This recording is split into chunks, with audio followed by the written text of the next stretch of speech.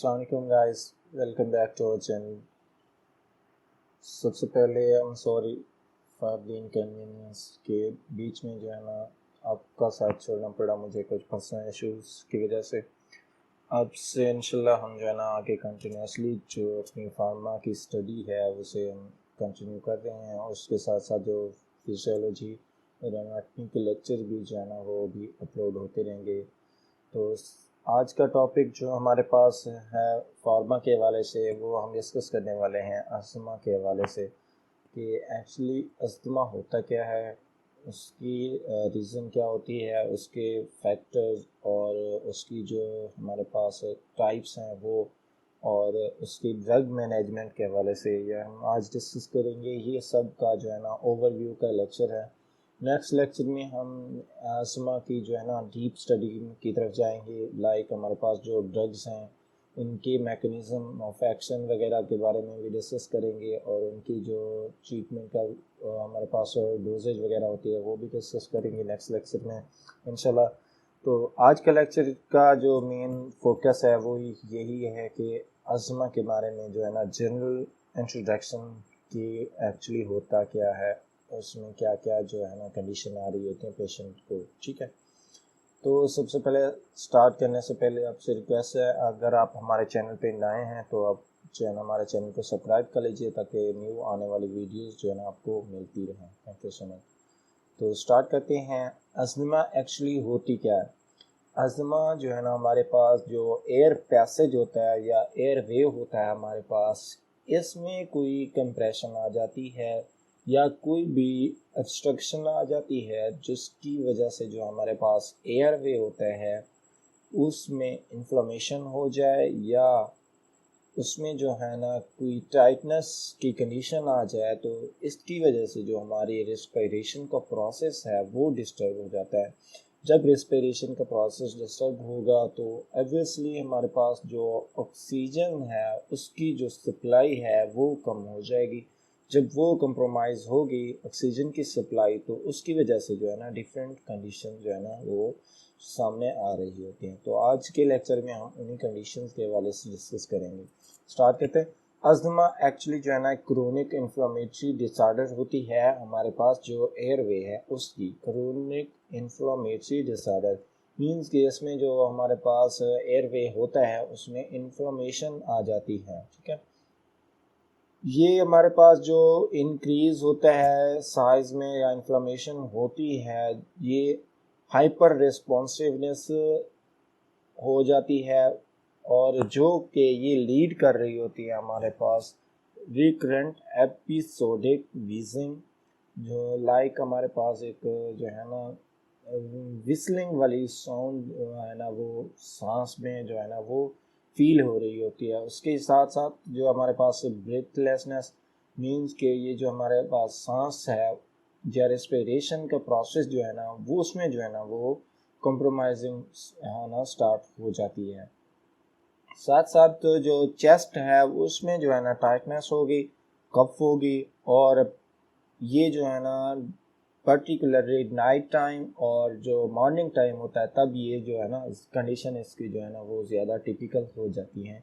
ये हो गया हमारे पास जनरल ओवरव्यू अस्थमा के हवाले से। ठीक है, तो इसके प्रीवलेंस की बात करें तो ये जो है ना पाकिस्तान में 4.3% जो है ना इसकी रेशो है पेशेंट की अस्थमा के हवाले से। ठीक है, और ये जो है ना 30% मोस्टली मैन जो है ना वुमेन के अंदर होता है देन मैन।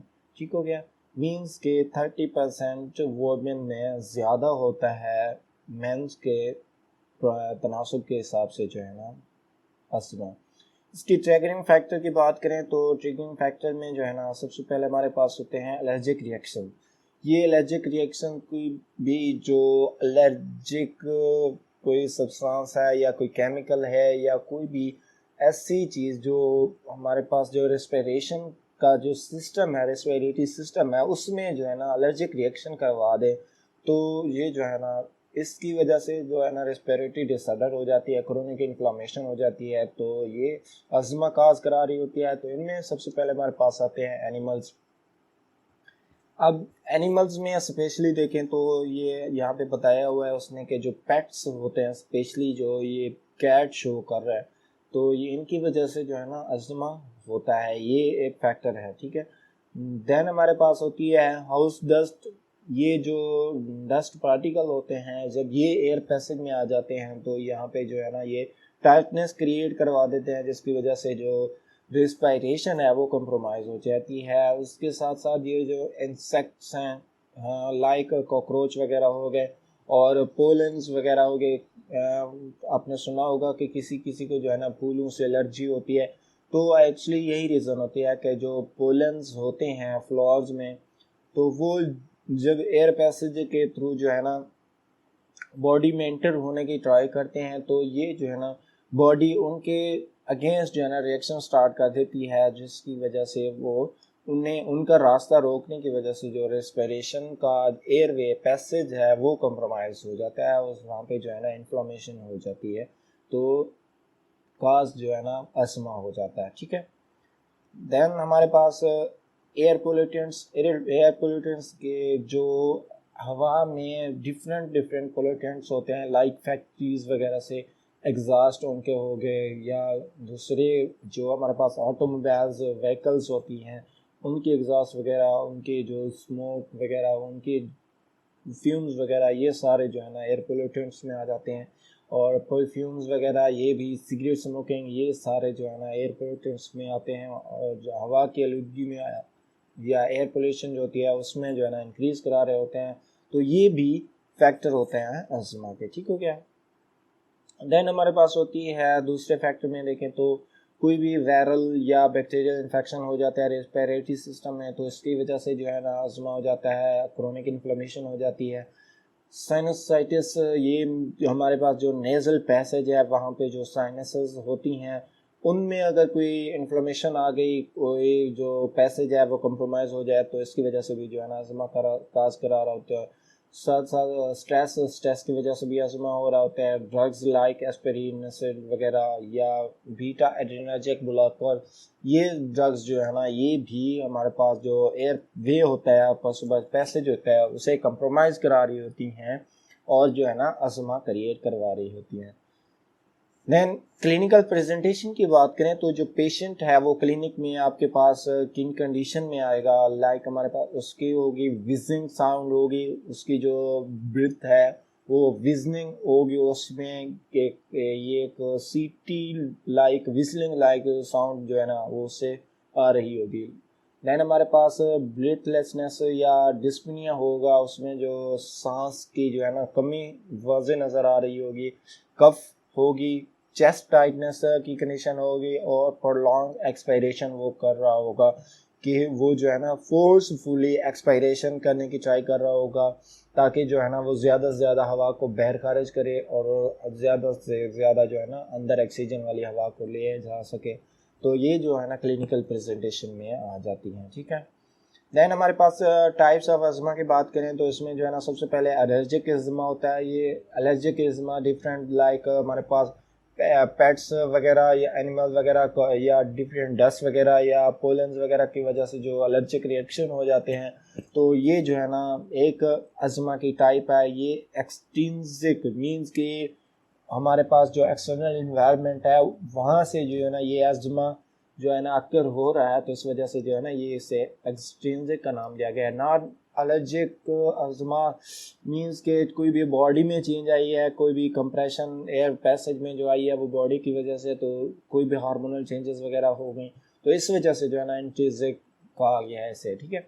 देन हमारे पास थर्ड में आती है मिक्स अस्थमा। इसमें जो है ना एक्सट्रिंसिक और इंट्रिंसिक बोथ जो है ना फैक्टर्स वो इन्वॉल्व हो रहे होते हैं। चौथी टाइप हमारे पास होती है नॉक्टर्नल अस्थमा।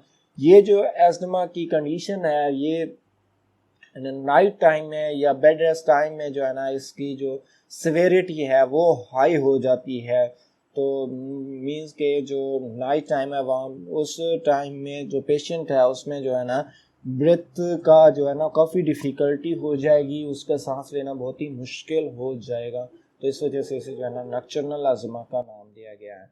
देन हमारे पास होती है ऑक्यूपेशनल अस्थमा। ऑक्यूपेशनल अस्थमा की जो कंडीशन है उसमें क्या होता है ऑक्यूपेशनल अस्थमा, ये जब कोई भी जो बंदा जॉब करता है, लाइक वो बेयर एनवायरनमेंट के साथ जो है ना इन टच होता है, तो आते जाते कोई भी डस्ट से वो फेस कर रहा होता है, स्मोक वगैरह ये सब चीज़ें वो फेस कर रहा होता है, एयर पोल्यूटेंस को जो है ना इन टच में होता है। तो इस वजह से कोई भी लाइक कोई फैक्ट्री में काम करता है तो वो जो है ना उसमें अगर अस्थमा क्रिएट हो जाता है तो ये जो हमारे पास टाइप होगी वो ऑक्यूपेशनल अस्थमा कहलाएगी। ठीक है। देन हमारे पास 6 टाइप है एक्सरसाइज इंड्यूस अस्थमा की। एक्सरसाइज की वजह से अगर एक्सरसाइज की सेवेरिटी बहुत ही ज़्यादा कर दी गई है तो इसकी वजह से जो है ना सांस लेने में डिफिकल्टी हो जाएगी, ब्रेथलेसनेस हो जाएगी, विजनिंग साउंड होंगी। तो इसको भी जो है ना अस्थमा का नाम दिया गया है, एक्सरसाइज इंड्यूस अस्थमा का। ठीक है। देन इसकी डायग्नोस्टिक स्टडीज़ की बात करें तो जो पेशेंट आएगा उसमें जो है ना अस्थमा को आप कैसे डायग्नोज करोगे, तो सबसे पहले हमारे पास जो पेशेंट की है हिस्ट्री लेंगे, तो अगर हिस्ट्री से क्लियर है अस्थमा हो रहा है तो ये ओके हो गया। देन हमारे पास आती है सेकंड क्राइटेरिया, वो हमारे पास होती है फिजिकल एग्जामिनेशन के पेशेंट की जो फिजिकल अपीयरेंस है, उसकी जो रेस्पिरेशन की अपीयरेंस है वो किस तरह की आ रही है, मीन्स के उसमें विजनिंग होगी, ब्रेथलेसनेस, कफ वगैरह, चेस्ट टाइटनेस, ये फिजिकल एग्जामिनेशन में आ जाती हैं। तो इसकी वजह इसके साथ भी जो है ना अस्थमा को डायग्नोज किया जा सकता है। देन हमारे पास तीसरा ऑप्शन होता है चेस्ट एक्सरे के। पेशेंट का जो है ना चेस्ट एक्सरे किया जाता है, मीन्स की जो उसके लंग्स की जो है ना कंडीशन को देखा जाता है कि उसमें किस हद तक इन्फेक्शन है, क्या उसकी जो कंडीशन है वो किस तरह की है, तो इसके थ्रू जो है ना अस्थमा को डायग्नोज किया जाए। देन हमारे पास होता है ऑक्सीमीट्री। ऑक्सीमीट्री मीन के ये जो हमारे पास ऑक्सीजन मीटर, पल्स मीटर जो होता है वो उसके थ्रू भी जो है ना अस्थमा को जो है ना डायग्नोज किया जा रहा होता है ऑक्सीमीटर के थ्रू, मीन्स के ऑक्सीजन की जो कितनी कंसंट्रेशन जो है ना वो पेशेंट जो है ना इनटेक कर रहा है, तो इसके कंसंट्रेशन के थ्रू भी जो है ना डायग्नोज किया जा सकता है। देन हमारे पास होते हैं eosinophil and IgE raise in blood के। ईओसिनोफिल और आईजीई की जो कंसंट्रेशन है वो ब्लड में रेज हो गई है, तो इसके थ्रू जो है ना अस्थमा को डायग्नोज किया जा सकता है। ड्रग मैनेजमेंट की बात करें तो इसमें जो है ना डिफरेंट ड्रग को किक रिलीफ के लिए जो अस्थमा के लिए यूज़ की जाती है उसमें सबसे पहले हमारे पास होती है ब्रोंकोडायलेटर। देन ब्रोंकोडायलेटर क्या करती हैं कि जो हमारे पास ब्रोंक्यूल्स होते हैं या एयर पैसेज होता है उसमें जो है ना डायलेशन करवा देगी, तो एयर का जो पैसेज नैरो या कॉम्प्रोमाइज हो रहा होता वो जो है ना अपनी नॉर्मल कंडीशन में आ जाएगा। दूसरे नंबर पे हमारे पास होती है एंटीकोलिनर्जिक। देन हमारे पास कॉर्टिकोस्टेरॉइड आते हैं। और फोर्थ नंबर पे जो हमारे ड्रग मैनेजमेंट में अस्थमा की आती है उसमें जो है ना short acting beta 2 adrenergic agonist. ये जो ड्रग्स हैं ये अस्थमा की सिम्टम को ट्रीट करने के लिए यूज की जा रही होती हैं। अब जो पेशेंट है अगर उसमें अस्थमा क्रोनिक कंडीशन में पहुंच गया तो उसको जो है ना मेंटेनेंस के लिए कौन कौन सी जो ड्रग्स हैं वो यूज़ की जाती है, उनमें सबसे पहले हमारे पास होती है एंटी इन्फ्लेमेटरी ड्रग। देन हमारे पास कॉर्टिकोस्टेरॉइड, ब्रोंकोडायलेटर, थियोफाइलिन। और पांचवें नंबर पे जो हमारे पास आती है long acting beta 2 adrenergic agonist. ये जो ड्रग्स हैं ये अस्थमा के मेंटेनेंस के लिए जो है ना पेशेंट को यूज़ करवाई जा रही होती है। ये हो गया हमारे पास जर्नल ओवरव्यू रिगार्डिंग अस्थमा। तो नेक्स्ट सेक्शन में जो है ना हमारे पास इसकी ड्रग मैनेजमेंट के हवाले से जितने भी जो ड्रग्स हैं उनकी मैकेनिज्म के हवाले से जो है ना हम डिस्कस करेंगे। आई होप सो को आपको लेक्चर जो है ना समझ आया होगा। अगर कोई भी क्वेश्चन है तो आप जो है ना कमेंट सेक्शन में ज़रूर पूछ सकते हैं। Thank you so much.